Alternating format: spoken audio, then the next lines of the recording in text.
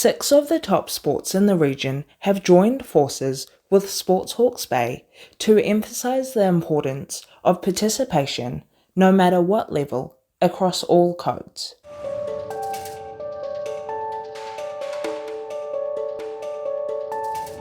This story is made possible by the following sponsor. The Hawke's Bay Power Consumers Trust dividend will only be paid by direct credit this year. Registrations for direct credit open 18th of October.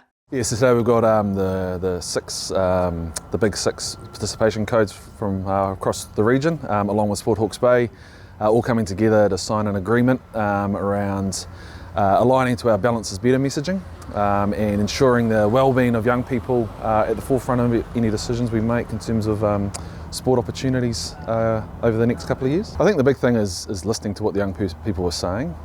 We've met, we started this journey a number of years ago, and it kind of came to a bit of a head at the start of this year when we brought Sport New Zealand and the Balance is Better ambassador Dylan Boucher to the region, and for the first time we had the big six participation codes, GMs and their chairs in the one room, and had a bit of a conversation around what does this mean for us as a region. I think what we're wanting to do is take the well-being of the young person into consideration with what we're trying to provide, listen to what they're saying, and adapt what we can offer the young person to give them as many opportunities to be active as possible. Sport plays such an important part in the lives of New Zealanders and the lives of those in the Hawke's Bay community. So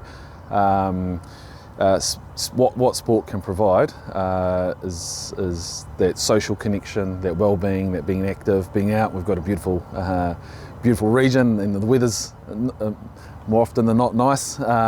So sport is an important part of that as well. Hawke's Bay Rugby Union CEO Jay Campbell says the Hawke's Bay Sports Coalition is vitally important for the future of the game. What we're actually trying to do is actually trying to grow the game, and what we see it as is that if we can all buy into a collective agreement that says every young player, whether they're male, female, whether they're 5, whether they're 15, they play a number of codes so they can get there and play for the key reasons they play, which is around enjoyment and getting a cross-section of skill set and friends and everything else that are the key social fabrics of why you play sport. Well, in rugby, we've already made a number of changes. We no longer have rep teams until under 16.